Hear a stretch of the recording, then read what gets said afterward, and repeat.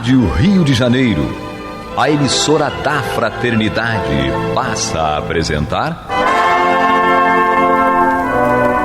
Luz na Penumbra, programa que leva ao seu coração a mensagem da doutrina espírita.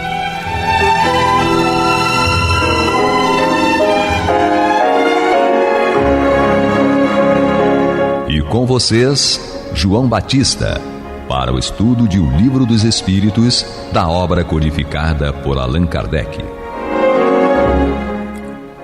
A paz do céu nos guarde, nos abençoe. Louvado seja nosso Senhor Jesus Cristo. E que possamos fazer do tempo esta dádiva que a todos nós é dada de maneira igual, um recurso a mais para que a nossa caminhada seja cada dia mais firme e consistente na conquista dos valores espirituais que poderemos utilizar para construir a nossa verdadeira felicidade. Hoje estamos com a presença de Angélica Lopes. Queridos ouvintes, que seja o estudo a nossa ferramenta de progresso e de libertação. E temos uma pessoa que eu sei que tem o nome bonito, Renato Fernandes de Souza, mas eu conheço como tio Renatinho. Por que é tio Renatinho? Porque havia na instituição que eu frequento um outro Renato que é o Renatão, né? E como ele é pequenininho, ele é baixinho, então ele virou o tio Renatinho e se consagrou no dia em que ele começou a dar aula na UERJ. Aí a minha filha encontrou com ele no campus da UERJ e berrou lá no meio do corredor. No elevador. No elevador, né? Ela viu o tio Renatinho, porque ele foi evangelizador dela. Não é? Então, ficou estranho. Graças a Deus ele foi evangelizador dela, viu? O negócio é esse. Eu devo uma boa parte da educação das minhas filhas a este evangelizador que está hoje aqui conosco estudando. Então, e temos também a presença de Jorge, o jovem. Olá. Que o Cristo ilumine nosso caminhar, nosso estudo de hoje. E o nosso Renatinho vai falar com você a primeira vez agora. Queridos ouvintes, que o nosso estudo, né, possa ser de utilidade para nos auxiliar no amansar das nossas emoções e dos nossos pensamentos. Então, equipe completa, né? Vamos iniciar com a pergunta 779. Com o tio Renatinho, eu vou ler a pergunta. E o tio Renatinho vai ler a resposta, lembrando que nós estamos utilizando a tradução de Evandro Noleto Bezerra, que é a tradução de 2007 de O Livro dos Espíritos. O homem colhe em si mesmo a força para progredir. Ou o progresso é apenas fruto de um ensinamento? A resposta dos espíritos: o homem se desenvolve por si mesmo, naturalmente, mas nem todos progridem ao mesmo tempo e do mesmo modo. É então que os mais adiantados auxiliam o progresso dos outros por meio do contato social. E aí, qual é a sua interpretação a respeito dessa resposta? Eu acho que Kardec queria saber, né, se o aprendizado se daria, né, e o crescimento se daria através da educação, de passar de um para o outro, né, e os espíritos explicam, né, que isso aí talvez a pergunta tenha sido porque os diferentes níveis, né, de evolução, e aí Kardec mostra que essa diferença existe justamente porque o caminho ele se dá em tempos diferentes para todo mundo. E um auxilia o outro. Isso aí que é importante também. Dá-se então que os mais adiantados ajudam os outros, né? E aí o processo de evolução vai se dando. Angélica, você que também é uma educadora, o que você nos diz? Bom, os espíritos, ao encarnarem, já trazem no seu cerne o germe do progresso. Então, esse progresso, ele vai se realizar, quer você queira, quer não queira.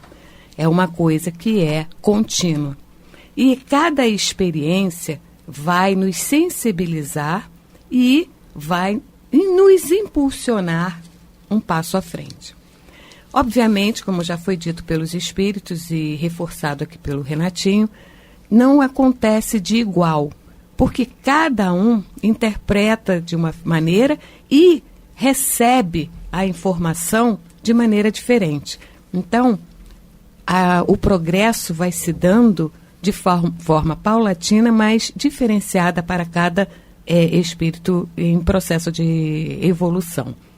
Agora, se isso acontece, quer você queira, quer você não queira. Então, vamos fazer o possível para acumular, subtrair de cada experiência o maior aprendizado possível.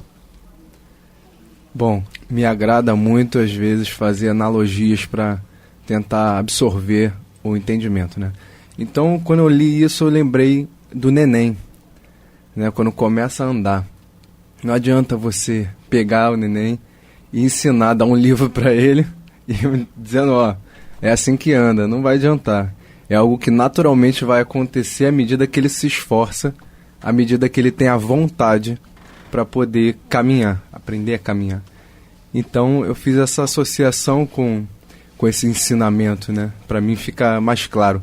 E eu lembro de uma passagem de Joana de Ângeles também, no livro Após a Tempestade, que fala que espíritos ainda endurecidos, que vêm se tendo outras oportunidades aqui no orbe ainda, eles precisam de um estímulo, não apenas de educação intelectual, mas um estímulo moral para que eles possam progredir e galgar degraus maiores, né? São os desafios, né? Os desafios que impulsionam. É interessante uma questão aqui.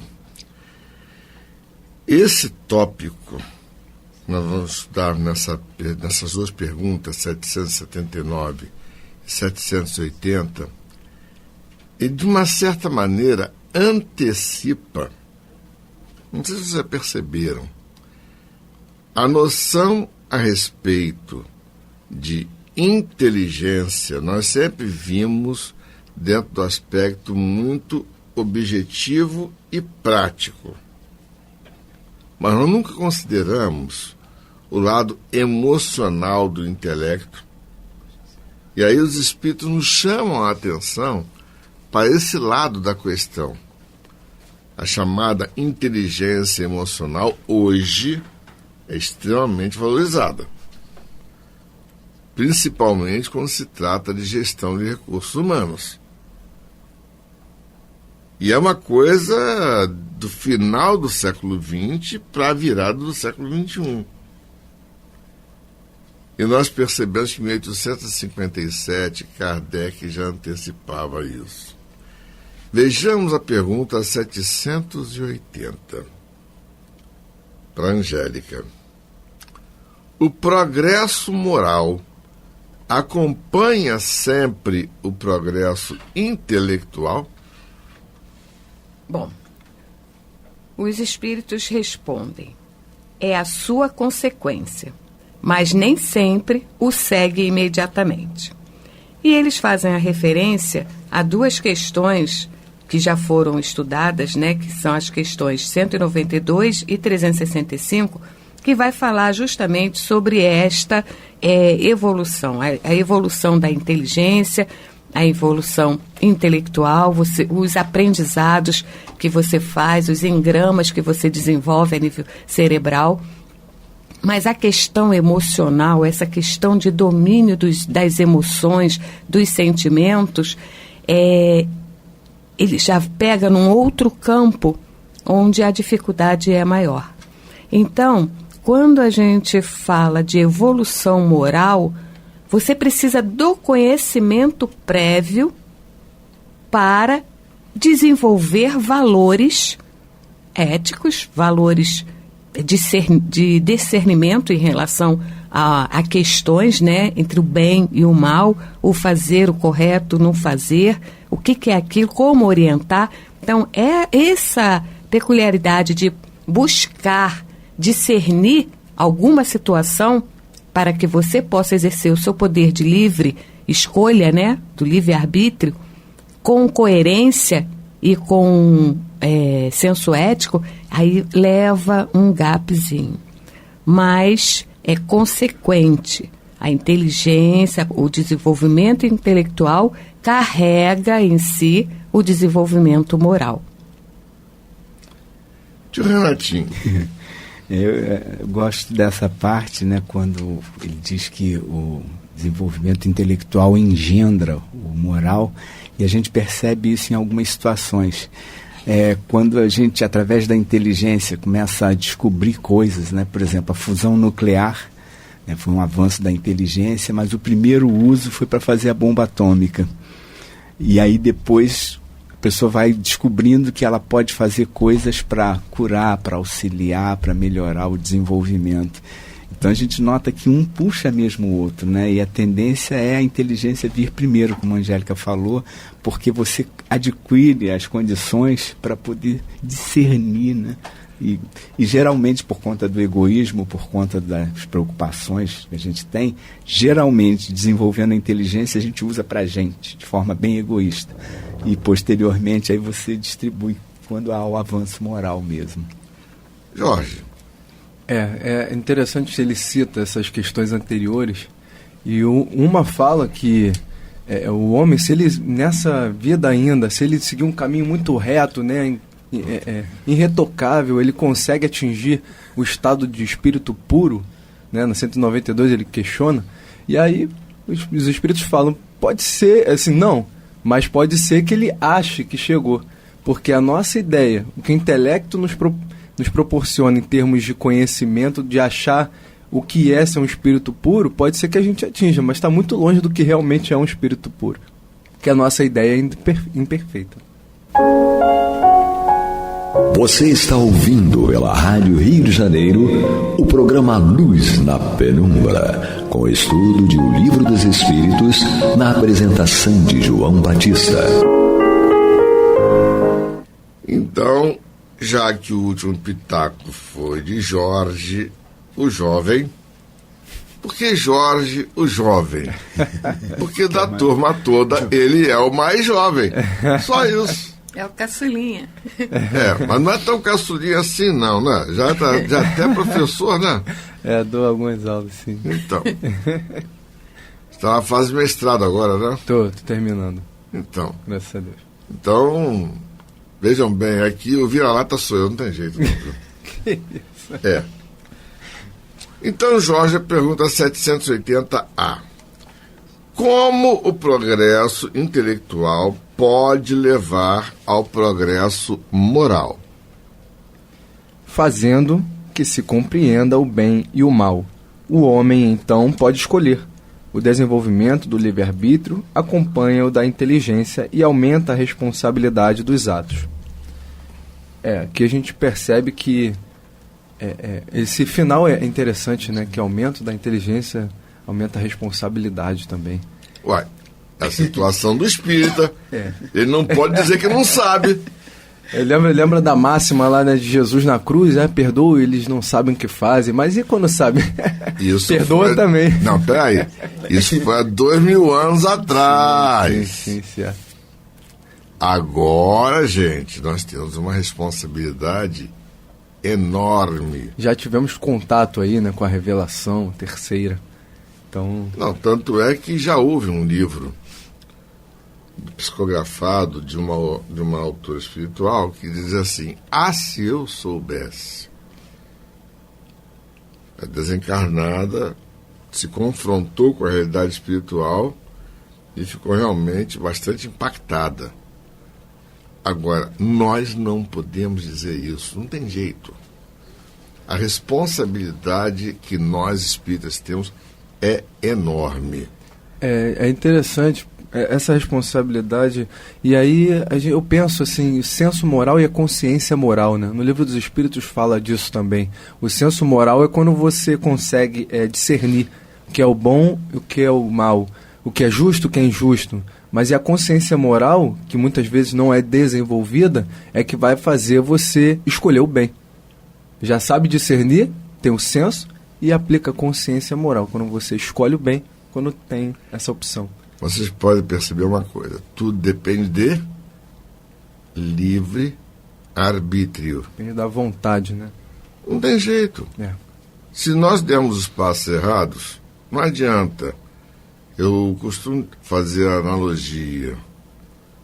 Livre-arbítrio é você ter uma pedra na mão, você tanto pode colocar no chão, como pode jogar para cima e ficar com a cabeça embaixo. Não reclame porque essa pedra te machucou. Você jogou para cima e tentou cabecear uma pedra. Então, por favor, não foi a pedra que te machucou, você se machucou. Então, utilizando a pedra. Exatamente. Nós somos heurísticos. Ou seja, nós somos indivíduos capazes de aprender através de ensaios de acerto e erro. Nós não somos computadores programados. Nós somos autoprogramáveis. Hoje está se lutando tanto para conseguir a chamada inteligência artificial. E nós sabemos tão pouco a respeito do princípio inteligente. Nós somos tão distantes disso daí e queremos nos sentir deuses. Isso daí é sinal de que ainda estamos muito carregados de egoísmo e orgulho. Não é, tio Renatinho? É inteligência, né? Eu costumo analisar essa coisa do saber, porque a gente fala assim, eu sei, né? E você citou a passagem de Jesus, né? Dizendo, Pai, perdoai-lhes, pois não sabem o que fazem. Eu situo o saber em 2 níveis. O nível da informação, aí você diz assim, ó, eu sei que isso aqui é um copo, eu sei isso. E o nível da interiorização. E acontece muito, às vezes, a gente analisando e observando os nossos semelhantes, né? E a gente fala, mas você sabe, você não podia fazer isso daquela forma. E, na verdade, a pessoa tem a informação, mas não interiorizou a emoção. E aí ela pode estar fazendo um discurso e tendo uma outra atitude, né? Então, acho que o processo, esse saber, a gente passa por 2 níveis, mesmo da doutrina. A gente vai tendo uma série de informações, né? Recebe, e aí o João sabe, sim, você é capaz de reproduzir aquela frase, mas a emoção, né, e os sentimentos que aquela frase traz, aquela informação traz, podem não estar traduzidas ainda em você, por conta da sua sensibilidade, e dos seus prazeres, dos seus desejos. O simples fato de eu continuar preguiçoso é o sinal que eu não autorizo totalmente. Eu ainda acrescento nessa lista informação, interiorização e utilização, porque a gente tem que saber o que a gente está fazendo com as informações que nós temos. O que a gente está fazendo com as nossas escolhas, como o João mesmo colocou, você vai estar com a pedra, mas a pedra, qual a utilidade? Você vai usar essa pedra para alavancar alguma coisa ou vai simplesmente jogá-la para o ar e ver o que vai acontecer? Então a gente tem que ter esse senso de utilidade daquilo que a gente conhece e observar a aplicação dela tanto a nosso favor, para o nosso crescimento, como para o crescimento do nosso próximo. É interessante que a gente vai e pega no Evangelho de Jesus a chamada regra áurea. faça aos outros aquilo que queres que te façam. Está lá há 2000 anos um balizamento para nós hoje. Se nós queremos o bem para nós, é para fazer o bem para todos. Mas será que nós estamos fazendo isso? E essa é a forma positiva da frase, porque tem aquela questão, não faça com os outros. Mas esse você é não gostaria. não fazer o mal, né?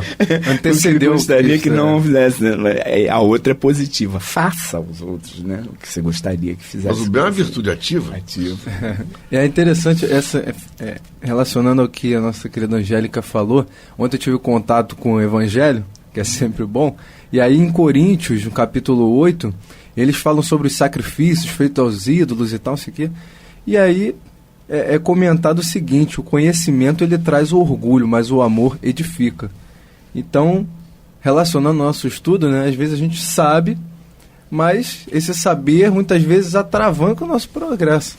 Mas quando a gente aprende a amar, isso sim, essa inteligência pode ser muito útil. Atravanca, então, alavanca. fechando o nosso estudo de hoje, na pergunta 780b, Kardec formula aos espíritos: nesse caso, como se explica que os povos mais esclarecidos sejam frequentemente os mais pervertidos? É bem.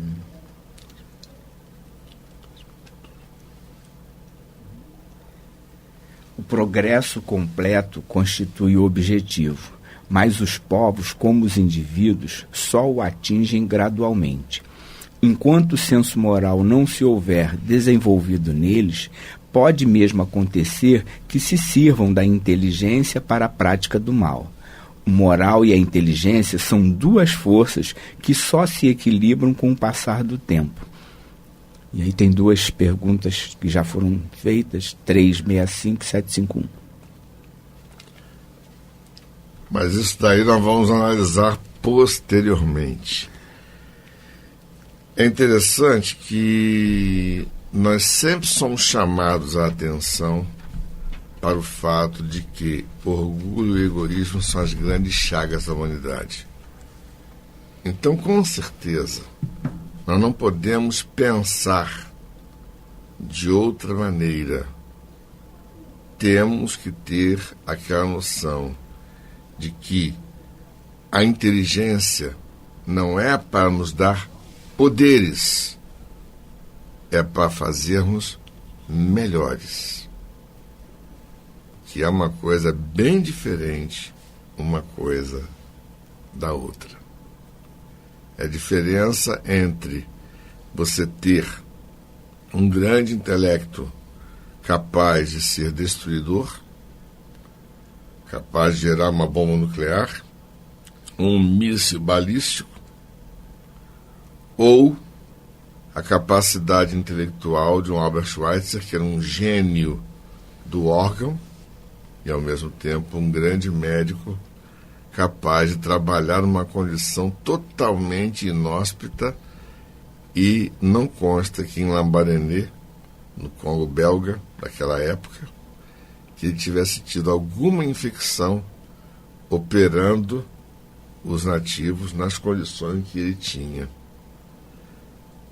com as cabras passando por entre as pernas dele, no meio da sala de cirurgia, que era uma tenda feita de palha. Então, nós vemos que há duas formas de encarar a inteligência, e Papai do Céu nos dá a chance de fazer a nossa parte. Reflitamos a respeito, que o Pai do Céu nos guarde, nos abençoe, hoje e agora para todo sempre. Que louvado seja nosso Senhor Jesus Cristo, e que possamos fazer do tempo, esta dádiva que a todos nós é dada de maneira igual, um recurso a mais para que a nossa caminhada seja cada dia mais firme e consistente na conquista de valores morais que nos levarão à verdadeira felicidade. Verdadeira felicidade. Verdadeira felicidade. Verdadeira felicidade.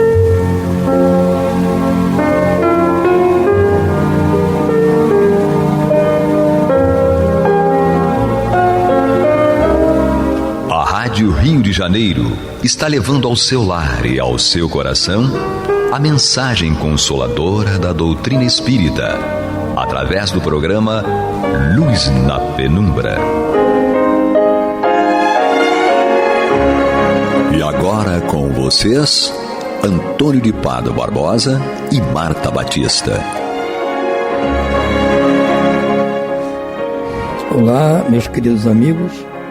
Estamos aqui mais uma vez de volta ao programa Luz na Penumbra, no qual nós vamos comentar o Evangelho segundo o Espiritismo, obra de Allan Kardec.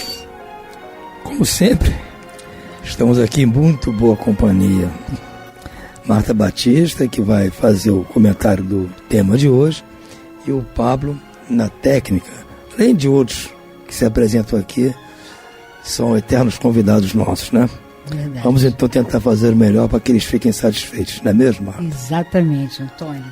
Então vamos lá, vamos encerrar o item 4, né, que faz parte do tema piedade filial.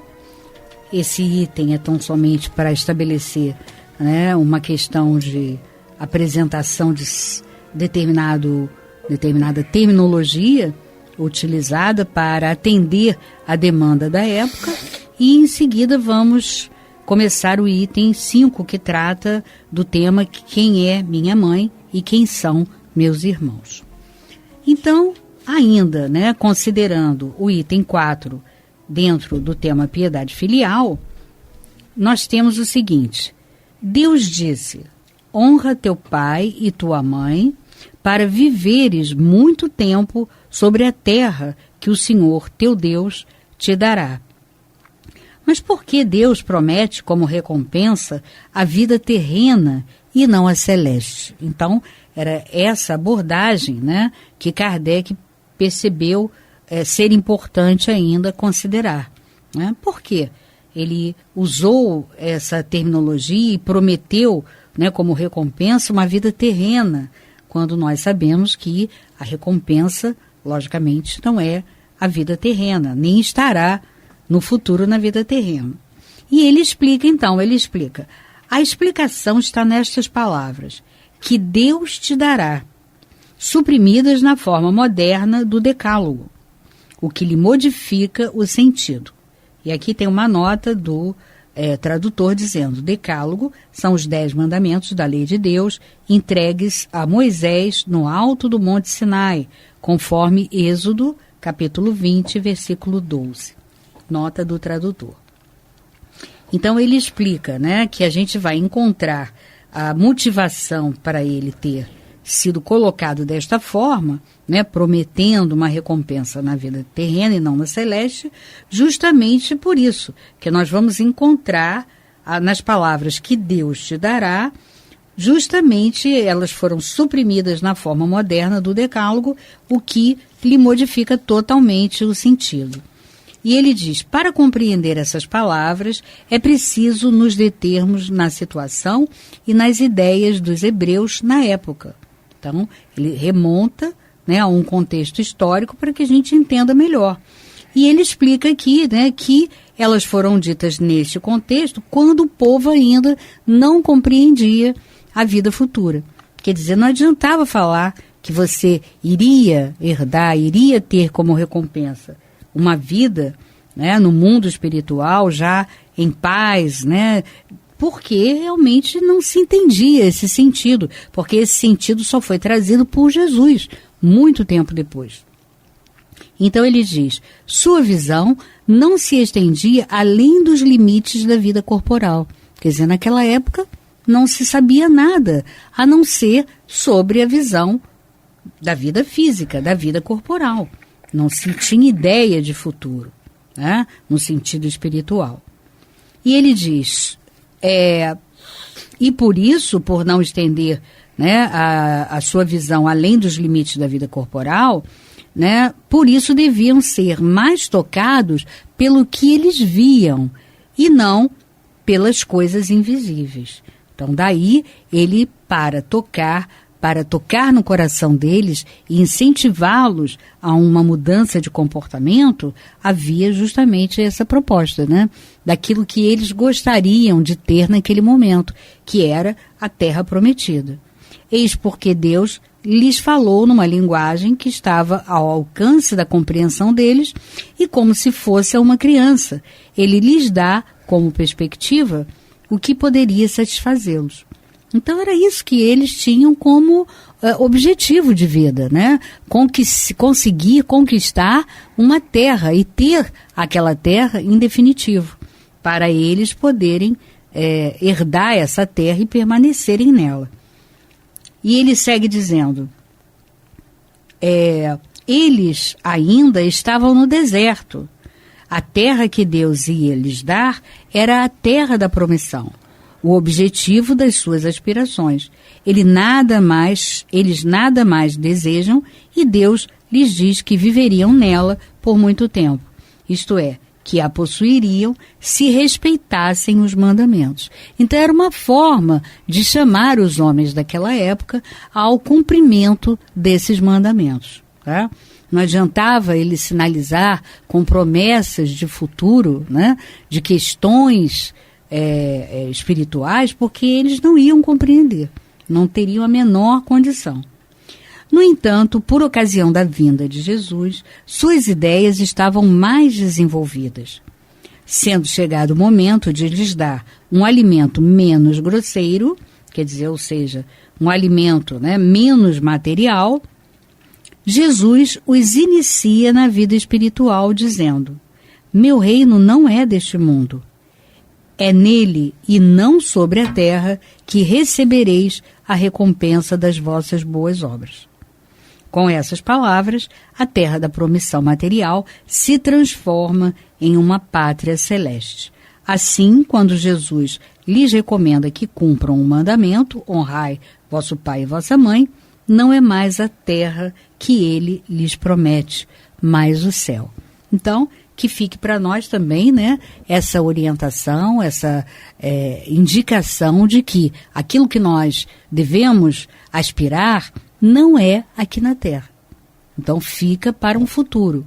Ainda que seja aqui na Terra, mas em próximas reencarnações. E nunca, né, nesse atual estado em que nós nos encontramos.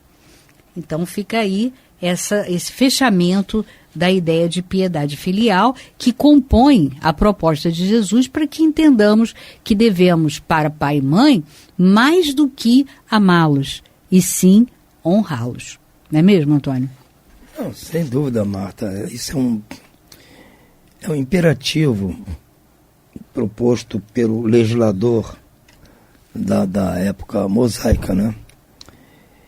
Porque é aquilo que nós falamos aqui já nos programas que antecederam a este. Há uma diferença entre o amor que você propõe para as pessoas em geral, o amor que você propõe para as pessoas por quem você tem um certo afeto, um carinho diferente, e o amor que você deve propor para os seus pais.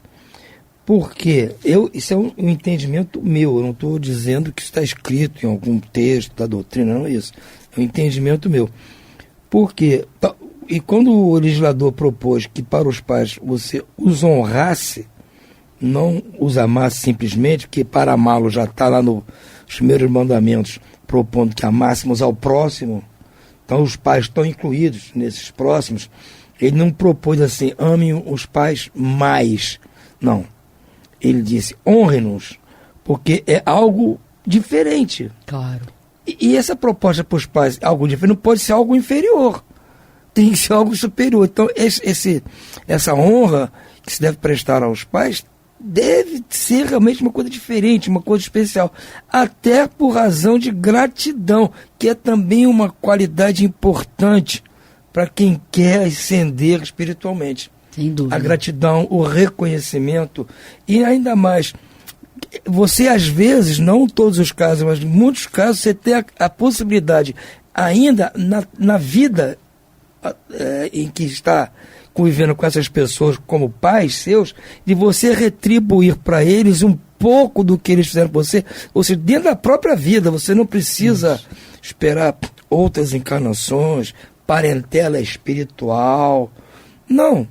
Você pode ainda na parentela carnal, material, dentro da própria existência, esta específica, você retribuir parte daquilo que você recebeu. E isso gera o quê? Também do meu ponto de vista, Marta?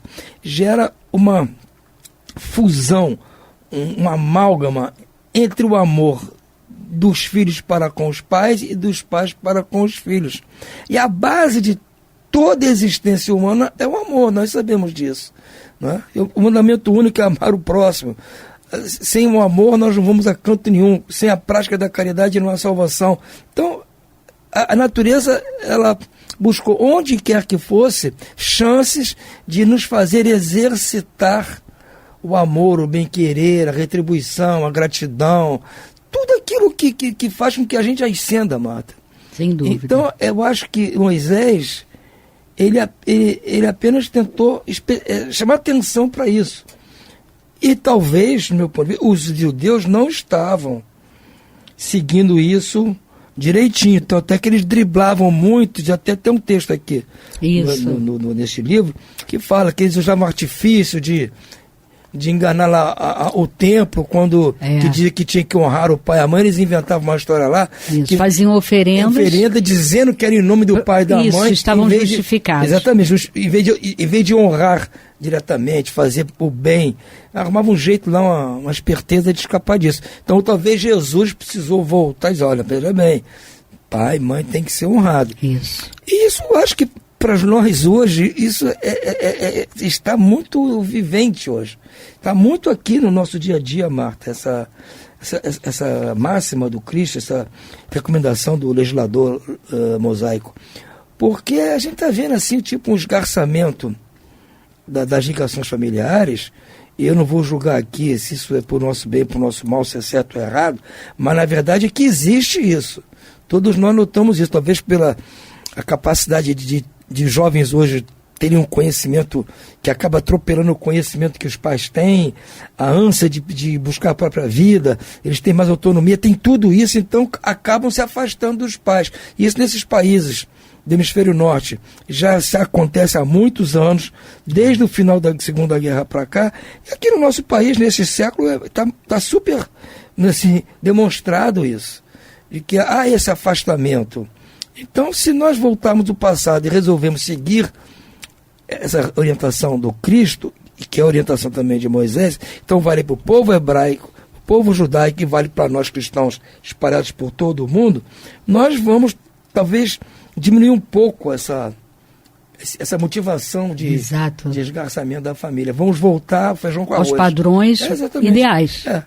E aí no item seguinte, né, item 5, quem é minha mãe, quem são meus irmãos, ele começa a introduzir, Kardec aqui começa a introduzir as informações acerca da parentela espiritual, para que a gente comece a aprofundar o entendimento acerca desse honrar pai e mãe, né? Amar o vosso próximo, que é o mandamento maior, e honrar pai e mãe, que é algo mais profundo ainda. E para entender isso e quais são, né, os patamares de honrar pai e mãe, é preciso que a gente entenda um pouco sobre a questão da parentela espiritual versus parentela corporal. Então vamos ver o que ele diz, né? Quem é minha mãe e quem são meus irmãos? E tendo vindo para casa, ali se reuniu tão grande número de pessoas que nem mesmo puderam fazer sua refeição. Quando seus parentes tomaram conhecimento disso, vieram para se apoderarem dele, porque, segundo diziam, Jesus havia perdido o espírito. Há uma nota aqui, né, do tradutor. Perdido o espírito. Esta expressão era usada para designar alguém que estava louco. Então, né, a gente tem que ter cuidado para a gente não interpretar com digamos assim, a nossa percepção de hoje. O que ele diz, ele vai contextualizar, né, a expressão dizendo, aquela época se dizia isso, que alguém perdeu o espírito quando você queria se referir a uma pessoa que estava louca, né? E ele segue, entretanto, sua mãe e seus irmãos chegaram e, permanecendo do lado de fora, mandaram chamá-lo. Ora, o povo estava sentado ao seu redor e disseram a Jesus, tua mãe e teus irmãos estão lá fora e te chamam. Mas ele lhes respondeu: quem é minha mãe? E quem são meus irmãos? E olhando aqueles que estavam sentados à volta dele, disse: eis aqui minha mãe e meus irmãos, porque todo aquele que faz a vontade de Deus, este é meu irmão e minha mãe. Então, o que ele faz? Ele estava negando a mãe dele, né, a Maria, como sendo a sua mãe? Não. Ele estava negando os seus irmãos como sendo, né, os filhos de Maria, como sendo seus irmãos? Não. O que ele estava era ampliando a parentela e dizendo que, além da parentela corporal, que está circunscrita, né, aqueles que ali estão, pai, mãe e os irmãos, nós temos uma verdadeira parentela que é muito maior e que se amplia a cada existência. A cada encarnação, essa parentela verdadeira e espiritual, ela se amplia cada vez mais. Então, aqui nessas passagens, em Marcos 3, 20 e 21, 31 a 35, e em Mateus 12, versículos 46 a 50, é isso que ele nos fala. Então vamos ver o que Kardec nos revela a partir dessa nova ideia de parentela corporal, que está circunscrita ao sangue, e nós sabemos que isso não constitui a verdadeira parentela, ainda que desconheçamos a ideia de reencarnação. Por quê? É muito comum, qualquer um de nós tem essa experiência de você chegar e dizer assim, incrível, aquela pessoa ali, né, aquela moça ou aquele rapaz, eu me dou demais. Ele parece um irmão para mim, ela parece uma irmã gêmea para mim. E, no entanto, o irmão consanguíneo, às vezes, nem sequer o compreende e não tem quase nenhuma afinidade. Então, todo mundo já vivenciou isso, ou com um primo, ou com um irmão, enfim, com um parente consanguíneo qualquer, né? E aí ele vem falando, certas palavras parecem estranhas ditas por Jesus, por não estarem de acordo com a sua bondade e sua inalterável benevolência para com todos.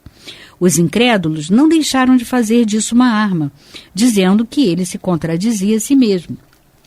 Um fato irrecusável é que a sua doutrina tem como base fundamental, como pedra angular, a lei de amor e de caridade. Ele não podia, portanto, destruir de um lado o que estabelecia do outro, de onde é forçoso tirar-se essa consequência rigorosa.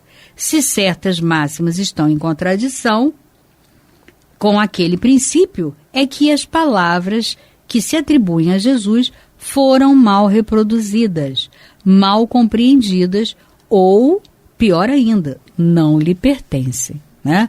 Então fica aqui para nós aquilo que nós percebemos, inclusive muitas citações em relação à época medieval, né? Que haviam ali, introduziam ali várias questões e mudavam totalmente o sentido das passagens porque lhes interessava na época.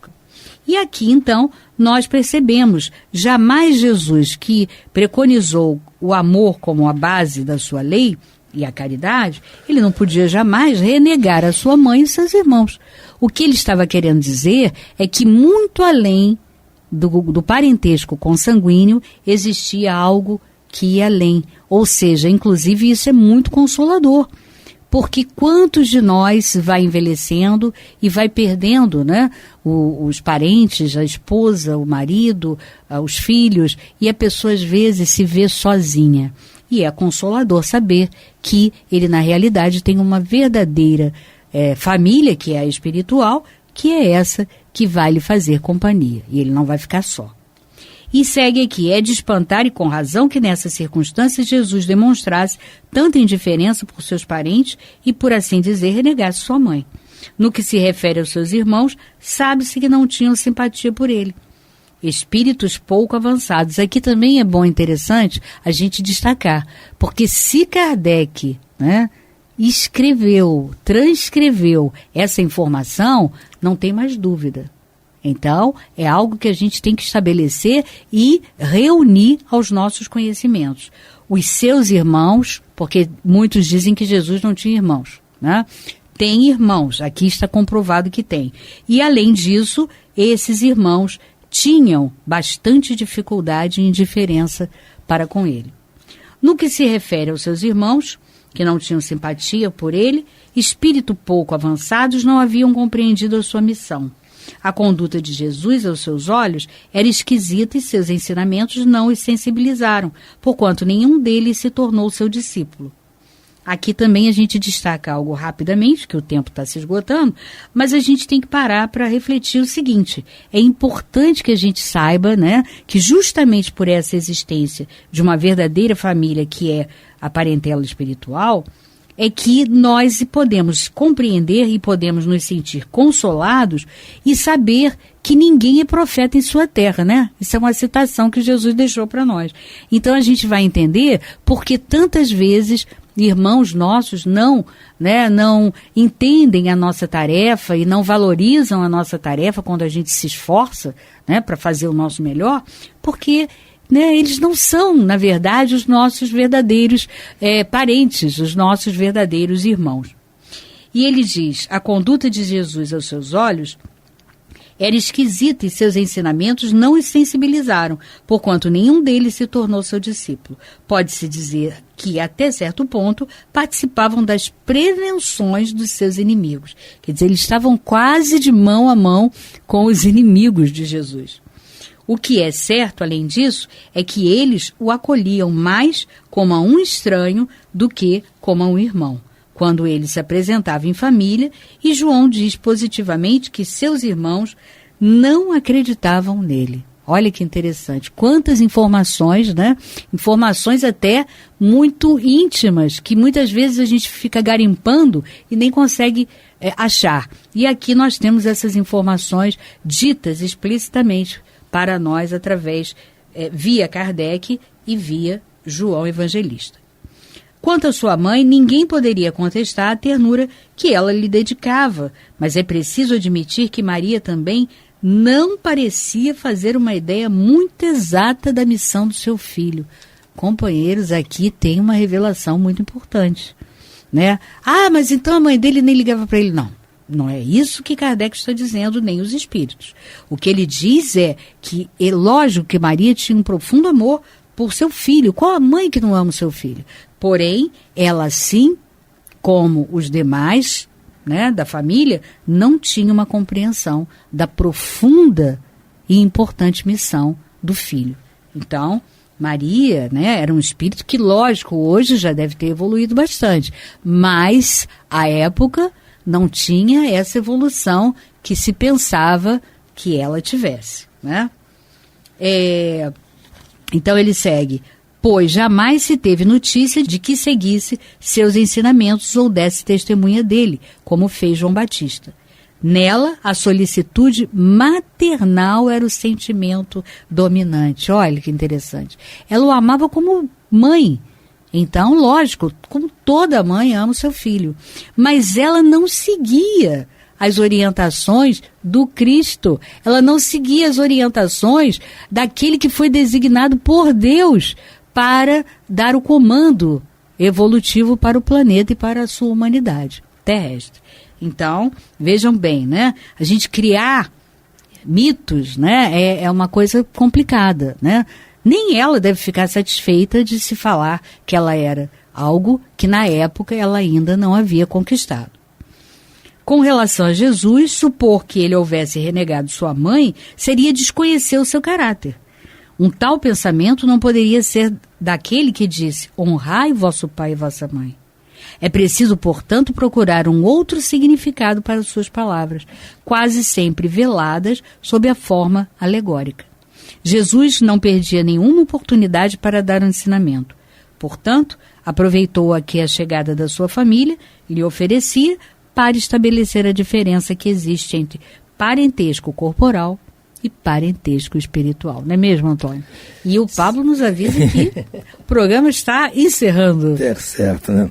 Então vamos ficando hoje por aqui e desejo a todos muita paz e voltamos a dar continuidade a este assunto no próximo programa. Até lá. Muita paz.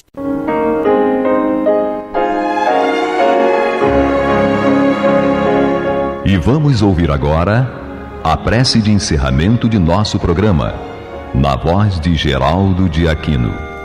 Jesus, dá-nos coragem para a luta, piedade para os insultos e misericórdia para as injustiças e ingratidões. Limpa nossa alma de inveja e ambições mesquinhas, de ódio e de vingança o nosso caminho.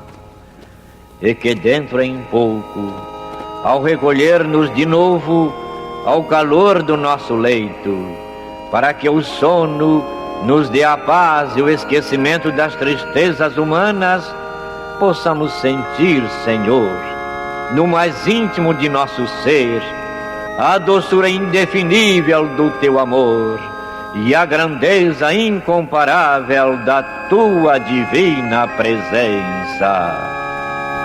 Que assim seja.